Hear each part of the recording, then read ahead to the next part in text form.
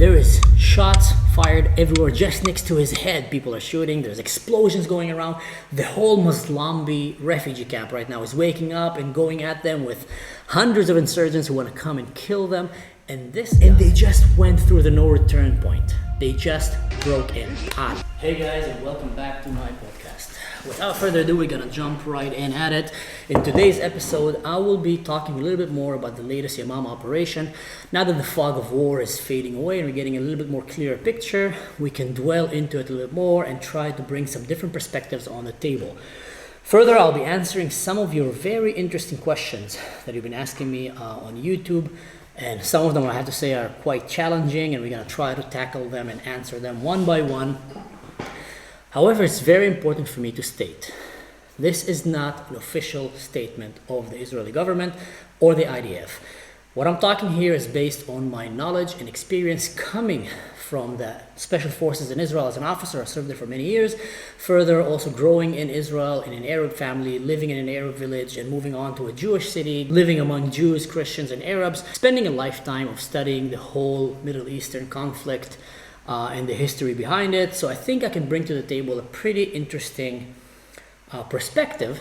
But I just want to make it clear, it's not an official statement. And I recommend that you go and do your own study. Listen to different podcasts, read different articles, so you can get a different picture with many different angles. I'm bringing one angle from the special forces, from an Arab Israeli, for someone who studied the history of the Middle East, but some people can bring different aspects as well.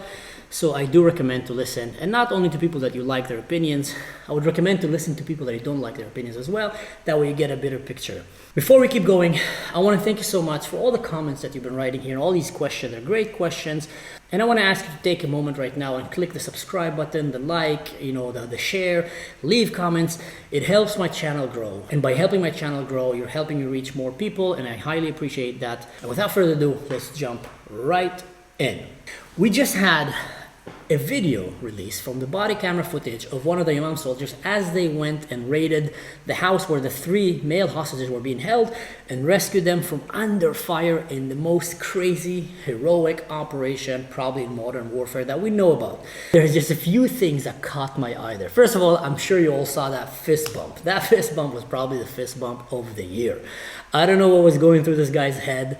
I think this guy should take a break from work, go and travel the world, come stop in Germany so we can do a podcast together, and then continue around the world and make a tour where you explain why did you fist bump one of the hostages. But in general, I feel like that kind of captures the whole essence of being in Israel. You know, this Achi Gever Makure, even though we're behind enemy lines, I'm gonna fist bump you, I'm Israel Chai, let's get out of here. So that was pretty epic. So what we're gonna do right now, I'm gonna put the video so you can watch it, and then it's about 40 seconds. And after that, we can talk more a little bit about it. If you watch that video, you can just skip.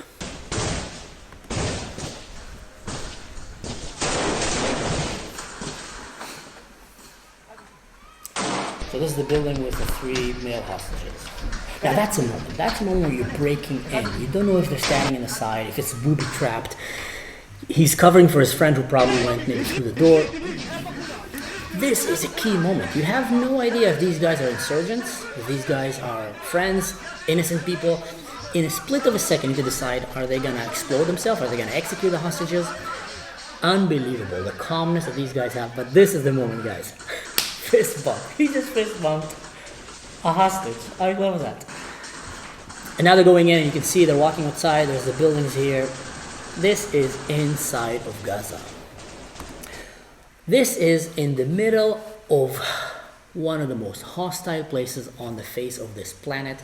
Right now, there's no turning back point. They started. From now on, this is either we die here in the most terrible, horrific way, or we make it out alive, and we are deep inside enemy territory, just a team of Yamam and the whole Muslimbis kind of refugee camp that is coming at them. People are starting to wake up, to run, RPGs everywhere, shooting, running on the rooftops, I don't know what, blocking, doing blockades on the roads.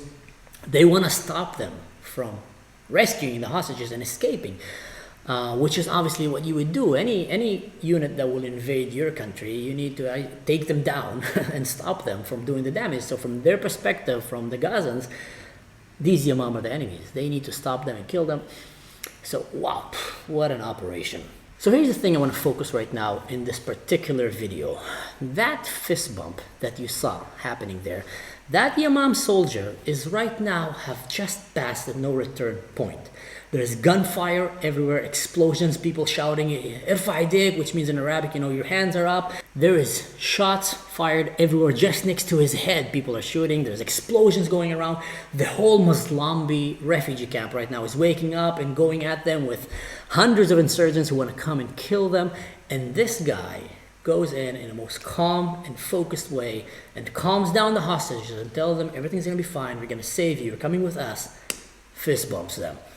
Now, for someone who doesn't come from that world, you might have missed a few things. You need to understand, when you go on a hostage rescue mission, the level of pressure is insane.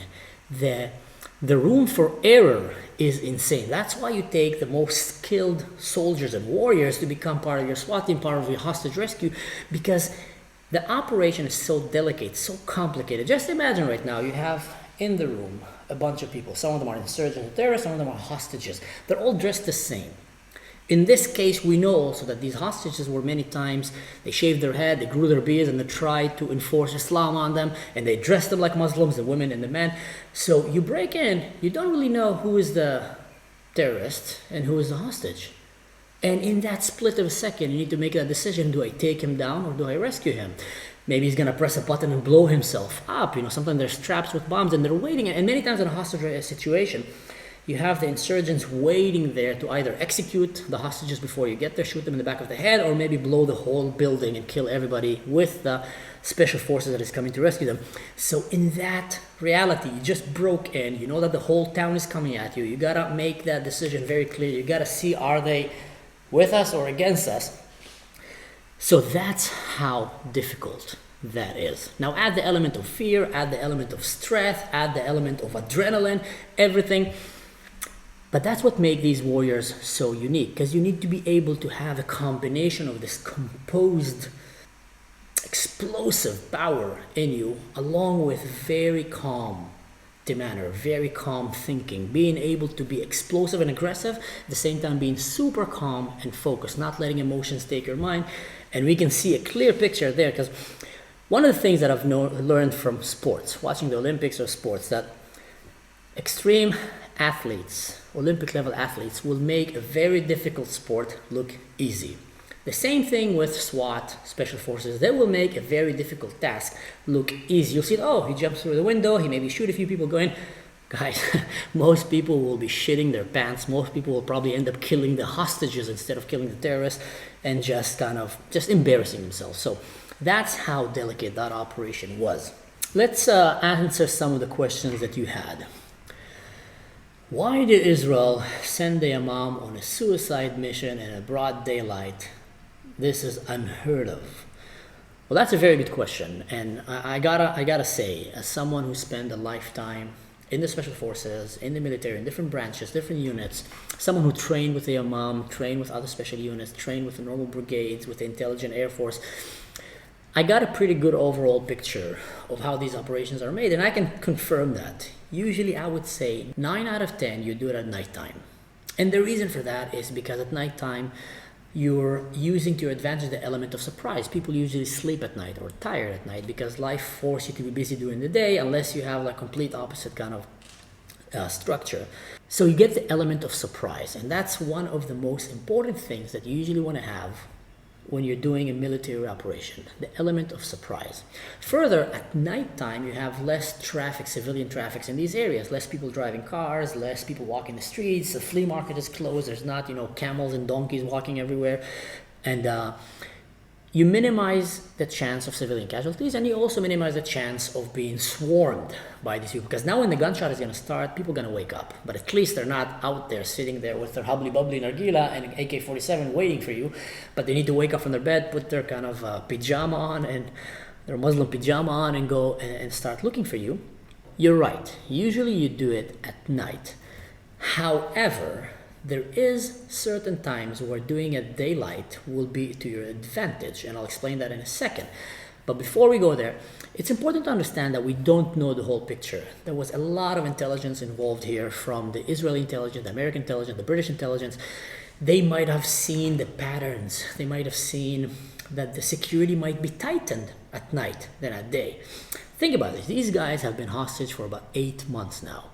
And it could be that the terrorists' level of alertness started going down a little bit and said, okay, they're not going to come and rescue them. They forgot about them. They're too afraid to come in. So then this, the guard who's guarding them comes and says to the family, this innocent civilian family that they're keeping the hostage at their house, this journalist and the doctor, listen, guys, you know what? I need to go see my wife. I need to go and work a little bit. I need to go and have a meeting. And the guy says, don't worry about it. We'll take care of them in the day. You come at night. And why? Because they are expecting the idea, if they ever do something, that this will be done at night. And when you're fighting an enemy, there's a psychological game there. You always want to be one step ahead of him. So he's expecting you there. You're going to come from somewhere else. But then sometimes you know that he's expecting you there. So you're going to wait for him there. And then it becomes like a chess game where you're always trying to be one step ahead. So it could be that they were expecting them to come at night. It could be that at night maybe the guard comes and stand by the door ready to execute the hostages in case someone tried to rescue them. And at day it's just, being at the family while they're taking care of them. Could be many, many aspects. But there's one more piece of information that I think helps us understand the entire picture. You see, that refugee camp right now is being swarmed by other displaced Gazan families who are running away from Rafah, running away from other places around Gaza. Because what happened is the IDF is basically clearing Gaza block by block, trying to eliminate all of the Hamas and to find the hostages. You'll come and tell all the civilians here, please move there. We're going to fight here. Some of them will listen. Some of them will decide to stay because they're part of Hamas. And some of them will be forced to stay because Hamas is using them as human shields. But then these people have to move. And, Gaza has been right now mixed, upside down, inside out.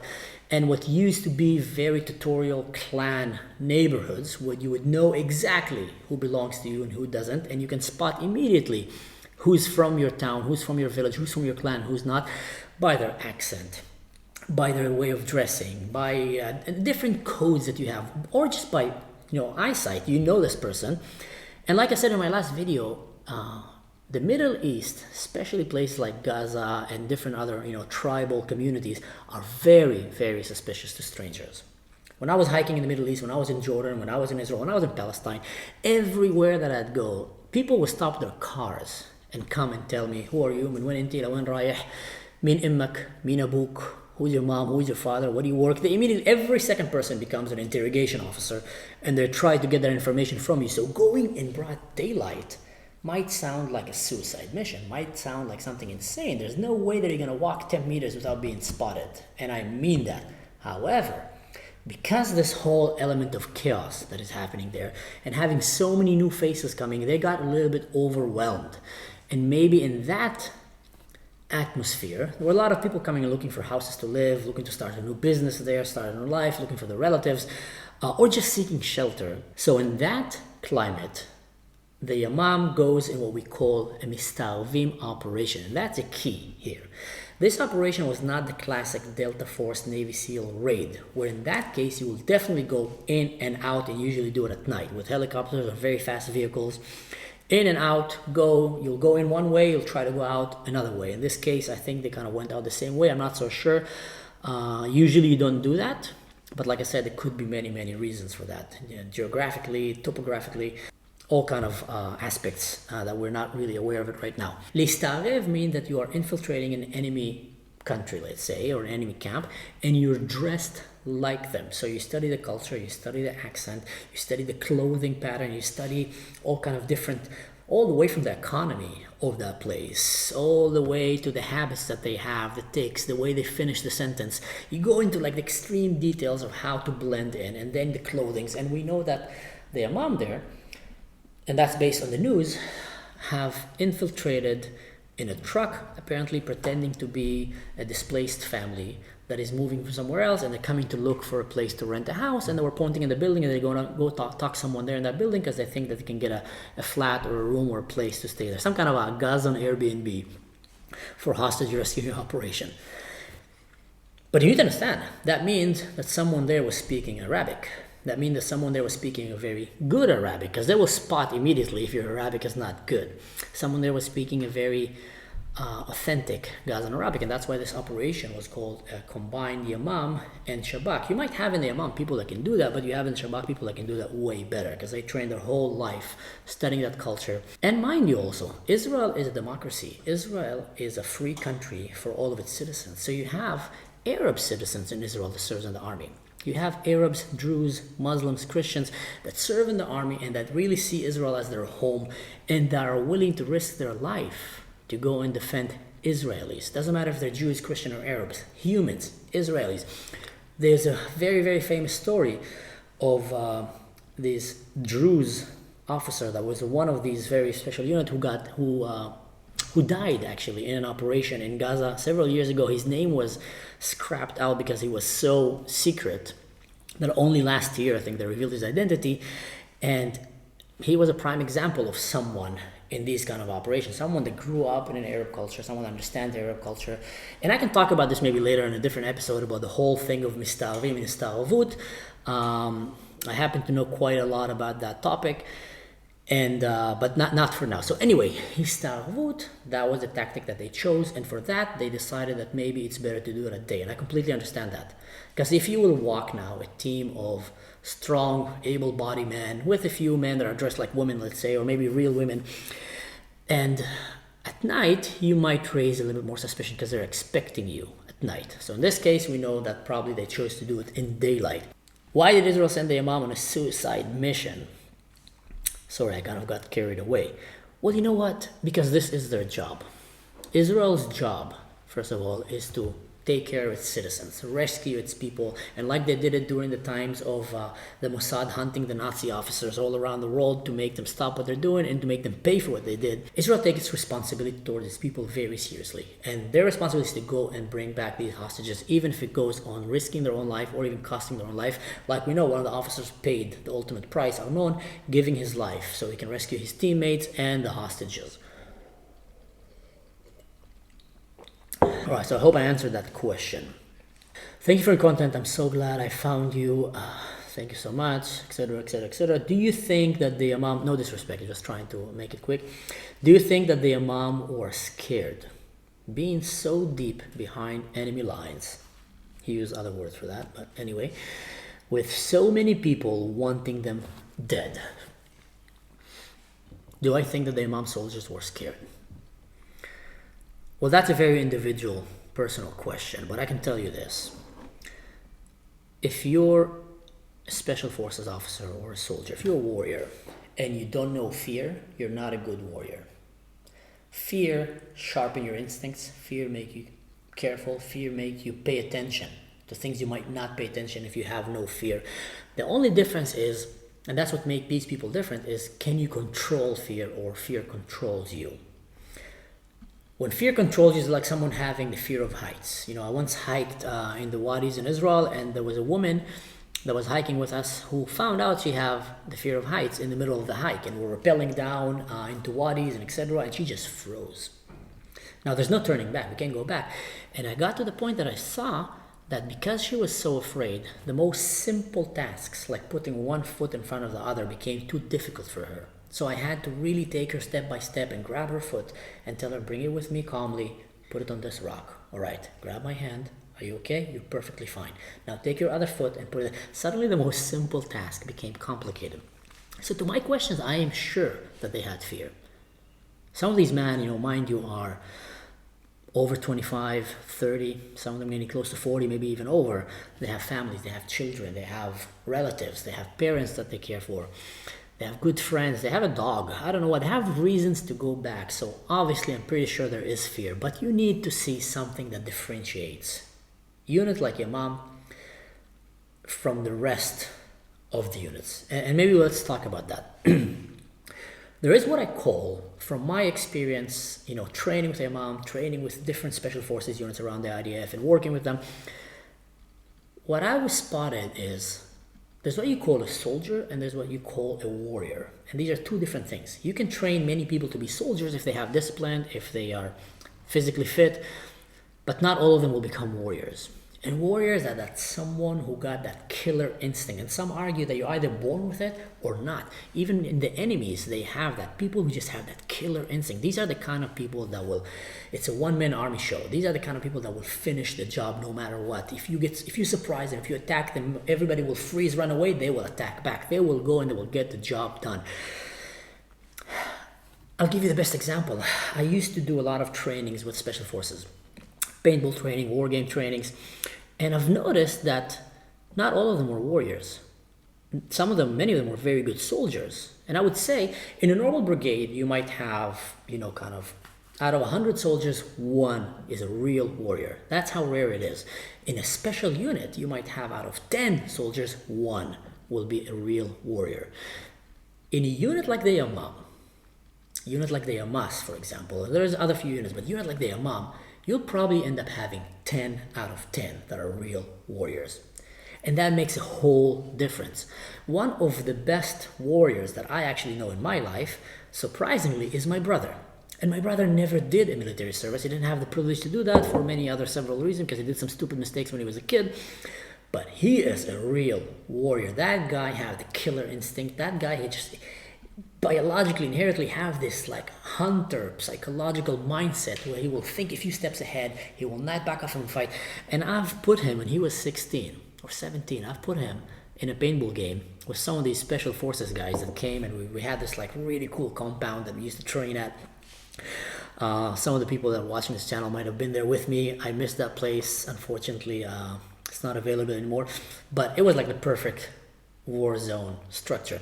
My brother was schooling them. And the reason for that, because they had that warrior mentality. And I mean it, that is so important. And when you understand that the Imam are warriors, they have this killer instinct. These people are not afraid to die. How are you going to say that? I do believe that the Imam knew how risky and dangerous that mission, and how it might be a one-way ticket. However, I do believe that they kind of, knowing these kind of mentalities, they probably told themselves, we're gonna go there and we're gonna rescue these hostages. And if they're gonna come and try to take us down, we're gonna take as many as we can with us. These people are so precise and so deadly that it's like sending a tiger to a chicken coop. They should be afraid of them, not the other way around. And if they will come to take them, I am sure that these guys would have gave them the fight of their life, and probably take so many of them, because they unpack so much firepower, so much killer instincts. So I do believe that they were afraid, but I also believe that they knew how to control that fear, and they just went and said, bring it on. You kidnapped our children, you kidnapped our daughters, you murdered our babies, we're gonna go, we're gonna get you, and we're gonna get them back, and if you try to stop us, you're going down. If you take us down with you, we're gonna take as many as we can with you, with us. So that's the mindset. But that's something different that you see between the Imam or the Israeli Special Forces to the Hamas. When the Hamas raids, or radical Islam, they're actually going to die. They're aiming, their goal is to die. So they do drugs, and they do a lot of Allahu Akbar and prayers in the morning, and they get themselves hyped with drugs and with ecstasy. And then when they go to the operation, they aim to kill as many civilians as they can and die in the process, because they believe, based on a lot of Quran verses that they kind of took, which fits their narrative, they believe that by killing the infidels, anyone who's not a Muslim or not submitting to Islam, they will get a special place in heaven. With that mindset, so they become what we call as suicide bombers. The Israel, or modern warfare armies, Israel, America, Britain, Europe, their soldiers don't want to die. Their soldiers are not going to kill innocent civilians. They're going there to bring them back, but if they need, they will kill these guys who want to die. They will help them reach their, they will help them become shaheeds. Let's just call it that way. So I hope I answered that question. Next question. Why was there so many civilian casualties? Couldn't they avoid it or drastically reduce it? That is a great question, and let me answer that. When you are a terrorist organization that have hijacked the entire nation and spent 20 years building tunnels under them, building infrastructures, and hiding among heavily civilian populated areas, and you do that on purpose because they want to use them as human shields. And now when a unit like the Imam is coming into the den of these terrorists to rescue their hostages, there's one way to reduce all civilian casualty. I'm talking zero casualty actually. There's one way to do it without no one dying. You know how that is? Hey guys, sorry, these are the hostages, innocent civilians. Take them back. We fought dirty. We don't want to fight dirty anymore. That's not fair. Take them. We can continue fighting soldier to soldier, mano a mano later. But here's your children, here's your wives and women, here's your husbands and fathers. If they would have brought back the hostages, there would have been zero civilian casualties. But what happened here is when the Hamas went and the PAL started, the operation, the go, the entire refugee camp started going, and like I said, like Muslims running at these Imam guys, running at these vehicles that were escaping, running at rooftops, shooting from rooftops, shooting from kindergarten, from hospitals. Now, when you are Israel or any modern country that have just sent its people to go in a very dangerous mission in daylight to rescue your citizens, your kidnapped citizens, and as you're extracting them, all hell goes loose and all these people want to come and kill them, you know what you're going to do? You're going to save your people and you're going to bring them back alive. And if you see a bunch of insurgents running on a rooftop, because they've done that. I remember so many times that I got shot at from rooftops. I remember a friend of mine once had a fridge thrown at his vehicle from a rooftop. Actually, I once saw a Palestinian who threw a donkey from a bridge on a military car. They just came and they saw the Jeep coming and they just went and just pushed a donkey that landed on that car. So you're having right now people on these rooftops running with RPGs, with sniper guns, with explosives, going to shoot these people. What do you think Israel is going to do? They're going to bring bomb down at them. They're going to maybe even make these whole buildings collapse if they need to rescue their own children. Remember, Gaza kidnapped Israelis. Israel is going to Gaza to bring them back. If Gaza try to fight as Israel is trying to rescue their citizens, Israel is going to fight back. They're going to rescue their citizens. So to avoid civilian casualties, try not to kill the civilians that are being rescued, and you're going to avoid the casualties. That's the first thing. Second thing, maybe don't use your people as human shields. But that's just to tell you how crazy that is, that there were people going in alleyways, they were doing blockades, they were running on the rooftop, they were shooting at them. The IDF, one of the vehicles got stuck in the middle of this operation, So I actually read one of the people in the war room said that in that moment the vehicle got stuck and all the insurgents are swarming at it. It gave the vibe, the feeling of Mogadishu, it gave the feeling of Somalia, of Black Hawk Down. And I thought oh my God, we're going to have the Israeli version of Black Hawk Down. And they operated Plan B, which they allowed the Air Force, the Navy, the tanks, and everybody to go in and rescue their people. And in that process, obviously, there were casualties. I don't know the percentage, how many terrorists and how many civilians. I'm sure there were innocent casualties that were caught in the line of fire. When I say innocent, I'm saying that they were not combatant that were trying to kill the Israelis. I don't know how innocent they were ideology-wise, because we do know that Hamas is Gaza. Gaza is Hamas. It's not like in Iran. In Iran, you have the regime that is extreme, radical Muslim regime, and he's oppressing its people. And its people are trying not to become religious, and people actually want peace with Israel, want to become Westerner, want women to go to the beach with bikinis, want men to just go and do whatever they want freely without religious restrictions, and the regime is oppressing them. Gaza is not the same story. Hamas is not, he's kind of oppressing his people, but the people are Hamas. You see what I'm saying? That's the point. The people elected Hamas. The people cheered. About 85-90% of them were cheering on October 7th to the murder of the Jews. These numbers are insane. But that's what happened when you have 20 years of international humanitarian funding for a terrorist organization, which just kidnapped the whole country and kidnapped their education system, UNRWA, and raised an entire generation to want to kill the Jews and believe that the best thing they can do is that they kill the Jews and that the Jews are filthy, they're pigs, they're cursed. We've seen so many videos of Gaza saying that. We've seen videos of mothers. In Gaza, mothers want their children to become shaheeds and martyrs. So that's explained to you why is it even more difficult. Next question. Why did they not vet and detain? Well, to those of you who don't know, vet and detain is something that the Americans used in, for example, prime example is Mosul when they were fighting ISIS. They realized that ISIS is doing the same like Hamas, hiding behind civilian population. And what they did is they offered the civilian to get out of that area, and they did the process what they call vet and detain, interviewing them, checking them, and seeing if they're not ISIS combatant, they can go out. During the process in the beginning, many people got killed, but later on, when they managed to get them all out and put them in a kind of secured area, then the Americans were able to bring game on. Let's fight. You bring your best, we bring your best. And it made actually easier to kill ISIS and also made easier to defend the American soldiers. Why are they not doing that in Gaza? Well, there's a few reasons for that. One is, like I explained, Gaza is Hamas, Hamas is Gaza. It's much harder to vet and detain because they've been brainwashed for so long to become so radicalized.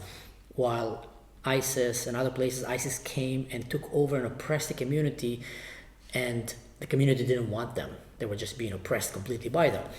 There is oppressed people in Gaza, absolutely, and they're afraid and they cannot expose. But the thing is in Gaza that after 20 years of oppression, they also killed and executed anyone who doesn't think like them. They killed all the Fatah, or they made them run away. And even the people, let's say, that still don't think like them and managed to survive, they might have ran away. Who would want to live there? So now you literally have a whole community that is pro-Hamas, making it very hard to vet and detain. Further, and that's a key point, why do you think none of the Muslim countries around want to take the Gazans? Egypt doesn't want them, Jordan doesn't want them, Lebanon doesn't want them. They don't want to take them. It's because they took them in the past. And Gazans are the prime example of what they call today Muslim Brotherhood at steroids. And any place that the Muslim Brotherhood went, death, terror, and victimhood follows. Egypt, you know that Gaza belonged to Egypt, and Egypt gave it to Israel. Imagine what kind of a modern country will give land freely to another country. Because Egypt knew, guys, there's something is wrong with these people. There's some kind of a virus there. We don't want them, take them. Because everywhere they went, they tried to take down the government. They tried to bring terrorism, and they also played the victim card all along. Jordan took them, Jordan regretted it. They started assassinating politicians in Jordan, Jordan started going and killing them. Until today, the Palestinians in Jordan don't have equal rights like the Jordanians, because the Jordanians also see that these Palestinians are being a threat to the kingdom. They want to take down the kingdom, so they don't want to let them. In Lebanon as well, they're in refugee camps. They don't want them, they're not giving them any rights. There is something super problematic, and I'm sorry to say that, but it's what we know based on fact and based on pretty much 100% accuracy. Anywhere that the Muslim Brotherhood go, anyone that welcomed Gazan or Palestinian refugees regretted it later. So Israel is probably thinking the same. Why should we do that? First of all, it's almost impossible. Second of all, we don't know how long this war is going to take. Maybe it's going to take 5 years. 7 years, but by the time these guys are gonna have children, babies, gonna have to give them schools, they're gonna start asking for Israeli IDs. I don't know what. So vet and detain, I do believe, like I said, it's my opinion, not an official government opinion, but I do believe it's more complicated in this situation. Next question. Why would Israel send the Imam and not, let's say, Navy SEALs or Sayeret Matkal or any other unit? That's a very good question. And the reason I would say is because, Sayeret Matkal, that was literally their proficiency until several years ago when your mom kind of took over the whole area of hostage rescuing. They were the one who did that in Entebbe and etc. Now, these units, every one of them is extremely capable, extremely efficient, and I hold them in the highest regards. However, in Israel, they managed to get to the point where every unit specialized in some particular sets of skills that they just became, masters of that trade. And yes, all these three units have the capability for hostage rescuing, but the Imam specifically dedicate themselves to that. Send a team of Imam now to, go behind enemy lines for 3 months and try to overthrow a government. They'll probably, get lost in the desert or get lost in the jungles. Maybe some of them will survive, but send Sayeret Matkal, they'll do that, come back, no one would ever know that they did that. They will literally, do something in Lebanon or in Syria and no one would know, and they come back.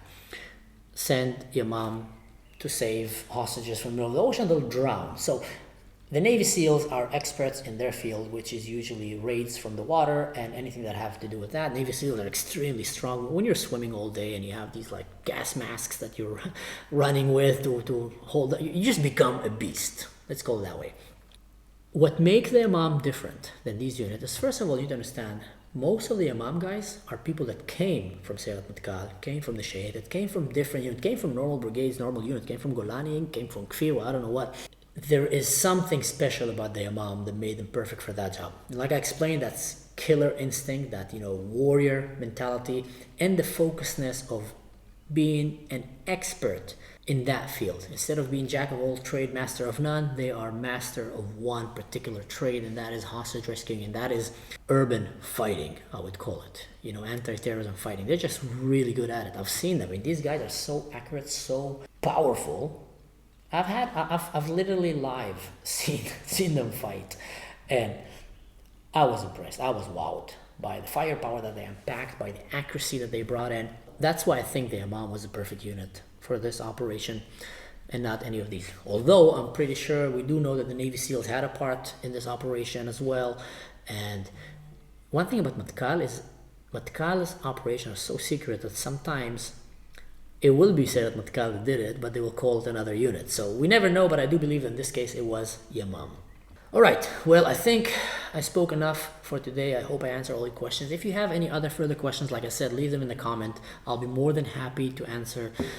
It becomes military related, political related, history, religion. I study these things as well, and I'll be more than happy to answer that.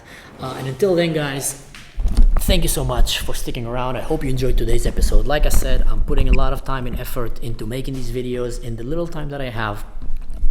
And I would appreciate if you would hit the like, subscribe, share, and all this whole shebang.